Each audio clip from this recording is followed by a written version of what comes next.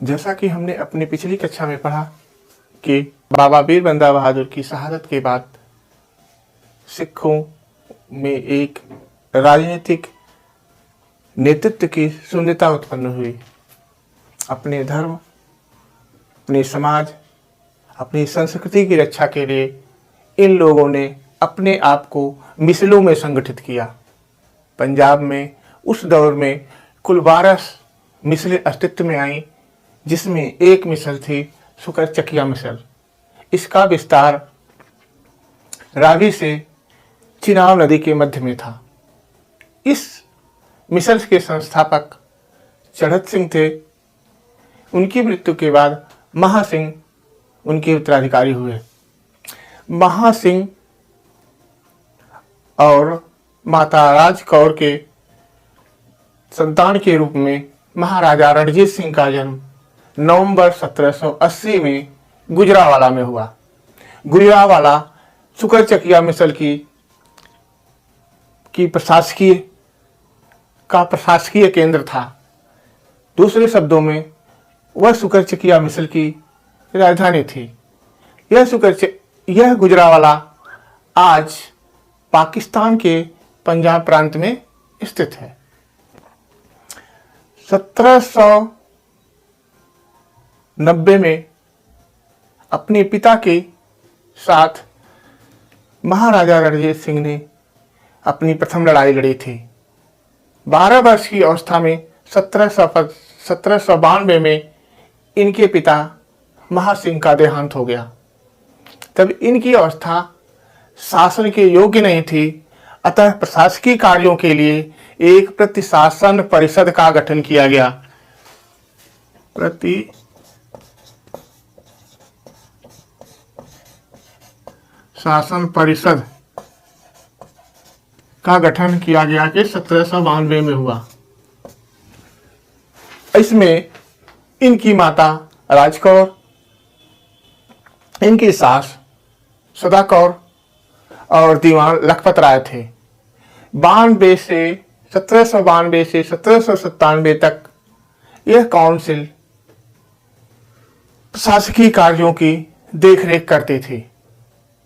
1797 में रणजीत सिंह ने अपनी मिसल का कार्यभार संभाला, उसके राजा घोषित हुए। 1797 में इन्होंने अपनी मिसल का कार्यभार संभाला और काउंसिल को निष्क्रिय कर दिया। उस समय इनका विस्तार, उनकी राज्य का विस्तार, इनकी मिसल का विस्तार कुछ जिलों तक ही सीमित था। लाहौर और अमृतसर जैसे स्थान भंगी मिसल के नियंत्रण में थे। 1798 में जमान शाह ने पंजाब पर आक्रमण किया। जमान शाह अब्दाली का पोता था और यह उनके अब्दाली के वंशज पंजाब को अपना करद मानते थे, उससे कर वसूलने करते थे और समय समय पर कर के लिए ही पंजाब पर आक्रमण किया करते थे। जमान शाह ने इसी संदर्भ में पंजाब पर आक्रमण किया था। 1798 में आक्रमण के बाद लौटते हुए उसकी कुछ तोपें चिनाब नदी में गिर गईं और वह तोपें निकलवा करके रणजीत सिंह ने काबुल भिजवा दिए। इनकी सेवाओं से जमान शाह खुश हुआ और उसने रणजीत सिंह को लाहौर पर अधिकार कर लेने का अधिकार दे दिया। लाहौर पर को कब्जे में लेने का अधिकार दे दिया। 1798 में रणजीत सिंह ने लाहौर को अपने अधिकार में ले लिया। दूसरे शब्दों में इसे भंगी मिसल से छीन लिया। इस तरह से सिखों की राजनीतिक राजधानी रणजीत सिंह के नियंत्रण में थी। 1801 में रणजीत सिंह ने अपने आप को महाराजा घोषित किया और 1805 में इन्होंने भंगी मिसल से अमृतसर को भी छीन लिया। इस तरह से सिखों की राजनीतिक राजधानी लाहौर और उनकी धार्मिक राजधानी अमृतसर महाराजा रणजीत सिंह के नियंत्रण में हो गई। महाराजा रणजीत सिंह सिखों के पंजाब के एक छत्र राजा बनने की लालसा पाले हुए थे और इसके लिए उन्होंने अनेक मिसलों को ताकत के बल पे अथवा संबंधों के बल पे अपने नियंत्रण में लिया, और कुछ मिसलें जो इनके नियंत्रण में नहीं आई उन्होंने अंग्रेजों का संरक्षण स्वीकार कर लिया। चूंकि रणजीत सिंह सिख समाज के एक छत्र राजा बनने का सपना देख रहे थे, इसलिए महाराजा रणजीत सिंह सिखों का एक छत्र राजा बनना चाहते थे। इसलिए उन्होंने सतलज नदी को पार किया और लुधियाना और फिरोजपुर क्षेत्र को अपने अधिकार में लेने का प्रयास किया। इस क्षेत्र को उस दौर में मालवा का क्षेत्र कहा जाता था, किंतु वहां की मिसलें अंग्रेजों के संरक्षण में थी। यहाँ लेने से इनका अंग्रेजों से सीधा टकराव होने की स्थिति उत्पन्न हो गई। इस अप्रैल 1809 में अंग्रेजों से एक अमृतसर की संधि हुई। इस संधि के द्वारा यह तय किया गया कि सतलज नदी तक ही महाराजा रणजीत सिंह अपनी सीमाओं का विस्तार कर सकते हैं। संधि की शर्तों के अनुसार अंग्रेजों ने महाराजा रणजीत सिंह को राजा स्वीकार किया तथा सतलज नदी के पार और जमुना नदी के मध्य के क्षेत्रों को अंग्रेजी संरक्षित में स्वीकार किया गया। और यह भी संधि की दूसरी शर्त के अनुसार महाराजा अपनी सीमा पर आवश्यकता से अधिक सेना नहीं रखेंगे। तीसरा, किसी पक्ष द्वारा संधि का उल्लंघन किए जाने पर यह संधि निष्प्रयोज्य मानी जाएगी। महाराजा रणजीत सिंह के डोगरों और गोरखों से क्या संबंध थे? डोगरा राजा संसार चंद पहाड़ों से नीचे अपनी सीमा का विस्तार करने का प्रयास कर रहा था। इसी क्रम में उसने बैजवाड़ा और होशियारपुर पर अधिकार किया, किंतु रणजीत सिंह के सेना नायकों ने उसे पराजित किया और होशियारपुर पर अपना अधिकार कर लिया। इससे बाध्य होकर के संसार चंद ने पहाड़ी क्षेत्रों में अपना ध्यान केंद्रित किया और कल्लूर की राजा पर आक्रमण किया। कल्लूर की राजा ने अपने सहयोग के लिए गोरखों से मदद मांगी। गोरखा सेना अमर सिंह थापा के नेतृत्व में कांगड़ा को घेर लिया। मुसीबत में पड़े हुए संसार चंद ने राजा रणजीत सिंह से मदद मांगी। रणजीत सिंह ने मदद पहुंचाई और मोहकम चंद के नेतृत्व में सिख सेनाओं ने अमर सिंह थापा को पराजित किया, किंतु गोरखों ने अंग्रेजों से सहायता प्राप्त करने की कोशिश की, किंतु उनके इस तरह के संबंध अंग्रेजों से नहीं थे, इसलिए उन्हें कोई सहायता नहीं मिल पाई। राजा रणजीत सिंह का सीधा टकराव अफगानों से था। अफगान जिनकी राजधानी काबुल थी, वहां राजनीतिक अस्थिरता व्याप्त थी। शाह शुजा को 1809 में सत्ता से हटा करके बेदखल करके दोस्त मोहम्मद और शाह मोहम्मद ने उसे अफगानिस्तान से बाहर निकाल दिया। शाह शुजा अंग्रेजों के संरक्षण में लुधियाना आ गया, जहां उसने रणजीत सिंह से पुनः काबुल पर अधिकार के लिए सहायता मांगी, किंतु महाराजा रणजीत सिंह ने उसके सामने कुछ शर्तें रखी, जैसे गोहत्या बंद कर दी जाए, शुजा का युवराज एक सेना के साथ लाहौर दरबार में नियुक्त हो। तीसरा, शुजा सोमनाथ मंदिर के द्वार को वापस कर दे, किंतु शाह शुजा महाराजा की शर्तों को मानने के लिए सहमत नहीं था, इसलिए वह वहीं कटार में पड़ गया। 1818 में मुल्तान पर सिखों ने अधिकार कर लिया। 1819 में कश्मीर पर अधिकार कर लिया। 1834 में गुलाब सिंह के नेतृत्व में लद्दाख पर सिखों का अधिकार हो गया। 1834 में पेशावर में को भी सिखों ने अपने नियंत्रण में ले लिया और अफगानियों ने पलटवार किया, किंतु उस पलटवार में जमरूद को भी सिखों ने जीत लिया। किंतु इस संघर्ष में सिख सेना के महान सेनापति हरि सिंह नलवा शहीद हो गए, किंतु पेशावर और जमरूद पर सिखों का अधिकार हो गया। सिखों की इस सफलता से, महाराजा रणजीत सिंह की इस सफलता से अफगानी घबरा गए और उन्होंने ईरान और रूस के सहयोग से एक त्रिगुटीय संधि का निर्माण किया।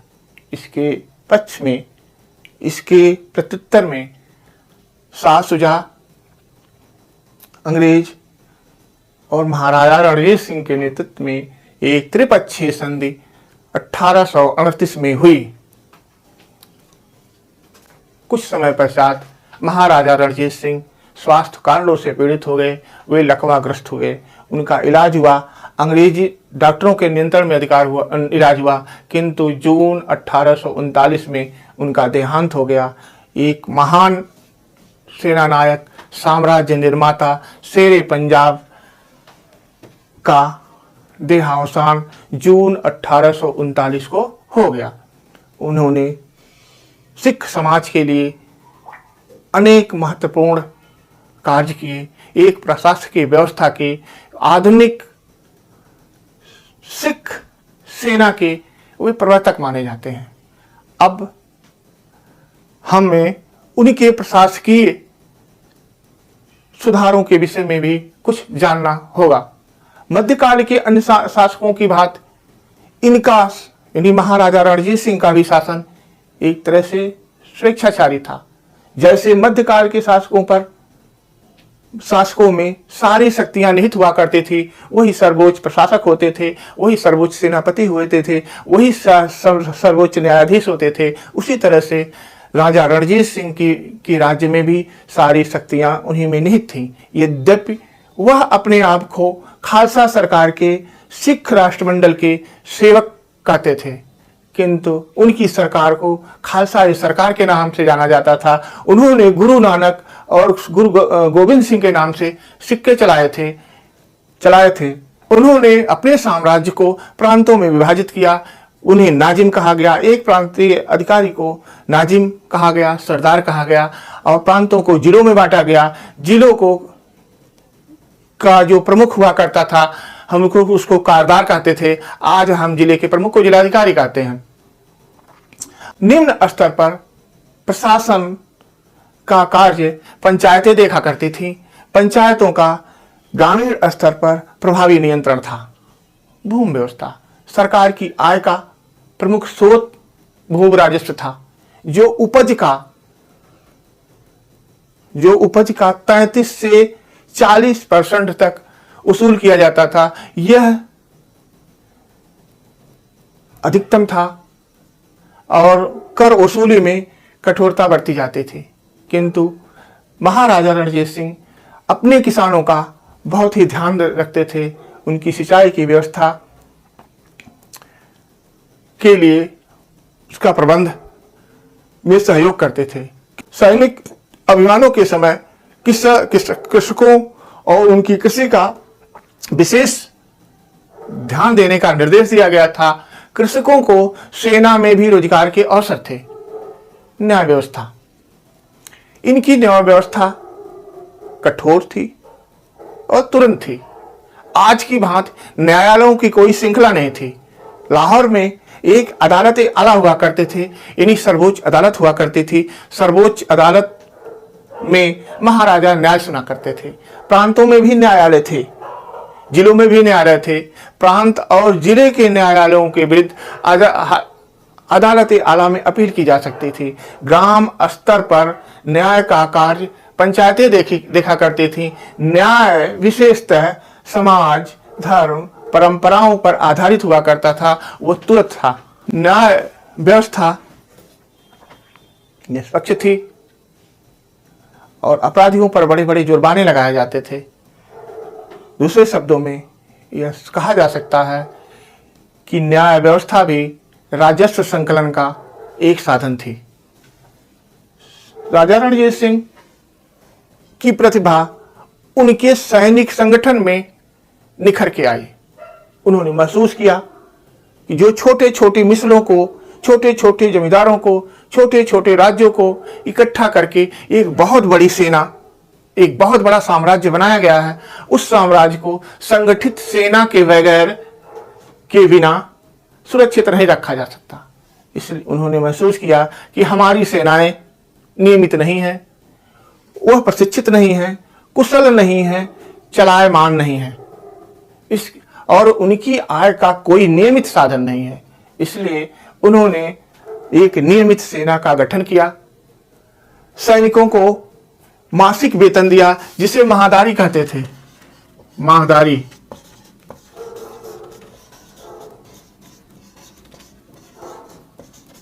कहते थे। सेना को प्रशिक्षण के लिए उन्होंने विदेशी मूल के अफसरों को नियुक्त किया। उनके राज्य में 39 देशों के प्रशिक्षक थे, जिसमें फ्रांसीसी, अमेरिकी, German, Spanish, Scottish, Anglo Indian आदि थे। विशेषतः उन्होंने अपनी सेना को कंपनी की सेना की तरह पे प्रशिक्षित किया। उनकी एक विशेष फौज हुआ करती थी, जिसे फौज एक खास कहते थे। फौज एक खास के 4 बटालियन पदाति सेना का था। पदाति सेना यानी पैदल सेना की थी, जिसको प्रशिक्षित करने के लिए जनरल बंतूरा को नियुक्त किया गया था। जनरल बंतूरा पैदल सेना के प्रशिक्षक थे। 2 बटालियन घुड़सवार की सेना की थी, जिसे अलार्ड ने प्रशिक्षित किया था। अलार्ड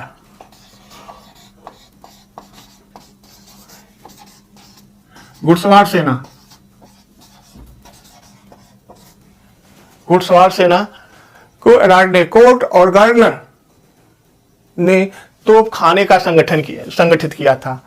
कोर्ट और गार्डनर ने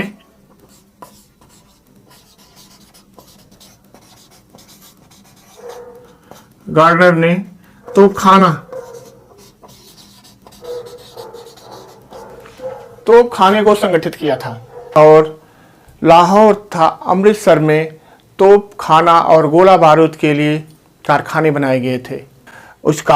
इस विभाग का, तोप खाने विभाग का, उनके प्रमुख इलाही बख्श थे। इन विदेशी लोगों को महाराजा रणजीत सिंह ने प्रशासकीय पदों पर भी नियुक्त किया था। जैसे बंतूरा डेरा जात के गवर्नर थे, उसी तरह से पेशावर 1834 में पेशावर का गवर्नर एबी टेबिल को नियुक्त किया गया था। महाराजा रणजीत सिंह सिख थे, सिखों को अपना धर्म मानते थे, लेकिन वह सभी धर्मों का, सभी लोगों का सम्मान करते थे। उनकी सेना में इलाही बख्श जो उनके तोपखाना के कारवाह थे, उसी तरह से फकीर अजीजुद्दीन उनके विदेश मंत्री हुआ करते थे। एबी टेबल को उन्होंने पेशावर में नियुक्त किया, बंतूरा को उन्होंने डेरियात में नियुक्त किया। इस तरह से उनके प्रशासन और सैन्य व्यवस्था में सभी लोगों, सभी धर्मों, सभी संप्रदायों को समाहित किया गया था। एक बार अजीजुद्दीन जो उनके विदेश मंत्री थे, एक अंग्रेज अफसर ने उससे पूछा कि महाराजा रणजीत सिंह की कौन सी आंख खराब है, तो उन्होंने उत्तर दिया था कि उनका मुखमंडल इतना तेजमय है कि हम आज तक ध्यान से देख करके यह पता नहीं लगा सके। महाराजा रणजीत सिंह की छवि सभी धर्मों के समान व्यवहार और सम्मान के लिए की थी। उन्होंने पंजाब तथा अपने अधिकार के क्षेत्रों से हिंदुओं तथा सिखों पर लगाए गए जजिया को समाप्त कर दिया था। जजिया एक अधार्मिक कर था जो इस्लाम न मानने वालों को उनकी सुरक्षा के लिए लिया जाता था। रणजीत सिंह को एक कुशल सेनानायक थे। उन्होंने एक छोटे से मिस्र से एक बड़े साम्राज्य का निर्माण किया। फ्रांसीसी यात्री विक्टर जकमा उन्हें नेपोलियन के उपनाम से भी संबोधित करते थे। इस तरह से महाराजा रणजीत सिंह का सिख साम्राज्य के स्थापना में महत्वपूर्ण योगदान था। रणजीत सिंह सभी धर्मों में विश्वास करते थे, सभी धर्मों का सम्मान करते थे। उन्होंने अमृतसर गुरुद्वारे को संगमरमर से सुसज्जित किया तथा 1830 में टनों सोना दिया। उसके ऊपरी जगहों पर या अन्य जगहों पर लगाया गया। उसके बाद से ही अमृतसर गुरुद्वारे को स्वर्ण मंदिर के नाम से भी जाना जाता है। रणजीत सिंह ने काशी विश्वनाथ मंदिर को भी 1 टन सोना दान में दिया। 47 लाख रुपए दान देने का संकल्प लिया। वह सोना आज भी विश्वनाथ मंदिर के गुंबजों पर लगाया गया है। रणजीत सिंह ने संकल्प लिया था कि वह कोहनूर हीरा को उड़ीसा स्थित जगन्नाथपुरी मंदिर को दान करेंगे, किंतु उनके दीवान के कुछ चक्र के कारण उनके जीवित रहते यह संकल्प पूरा नहीं हो सका। जून 1839 में रणजीत सिंह की मृत्यु हो गई। उसके बाद उनके पुत्र खड़क सिंह महाराजा बने। खड़क सिंह अफीम के आदी थे। कुछ दिनों के बाद उन्हें बंदी बना लिया। उसका कारण उनके दरबारियों में आपसी गुटबंदा थी, जिसमें एक गुट डोंगरों का था, जिसके नेता ध्यान सिंह वजीर थे, दूसरा संधावालियों का था। इन दोनों गुटों के प्रतिद्वंदिता के कारण सिख साम्राज्य में अस्थिरता व्याप्त थी। खड़क सिंह को बंदी बना लिया गया। उनके बेटे नौनिहाल सिंह को अगला महाराजा बनाया गया। 1840 में खड़क सिंह की जेल में ही मृत्यु हो गई। उनके अंतिम संस्कार से वापस लौट रहे उनके पुत्र महाराजा नौनिहाल सिंह की एक आकस्मिक दुर्घटना में मृत्यु हो गई और कुछ दिनों उनकी मृत्यु के समय उनकी पत्नी गर्भवती थीं। अतः नौनिहाल सिंह की माता ने अपने भावी पुत्र के तरफ से कुछ दिनों तक सिख साम्राज्य का शासन देखा, किंतु वह अपने व्यवहार के कारण बदनाम हो गई। पुनः शेर सिंह को अगला महाराजा बना दिया। शेर सिंह की इन्हीं सरदारों की प्रतिद्वंदिता में हत्या कर दी गई। अगले महाराजा दलीप सिंह हुए। यह महाराजा रणजीत सिंह के छोटे पुत्र थे और अवयस्क थे। इनका संघर्ष 1845 में अंग्रेजों से हुआ। दूसरे शब्दों में हम कह सकते हैं अंग्रेज और सिखों का पहला युद्ध 1845 में हुआ। यह उस समय ब्रिटिश गवर्नर लॉर्ड हार्डिंग थे। इस युद्ध में सिख पराजित हुए। उनकी इस लाहौर की संधि की शर्तों के अनुसार उनकी सीमाएं सीमित कर दी गई, उनकी सेना सीमित कर दी गई, महाराज के अधिकार भी सीमित कर दी गई। 1846 में एक पूरक संधि भैरोवाल की संधि की गई।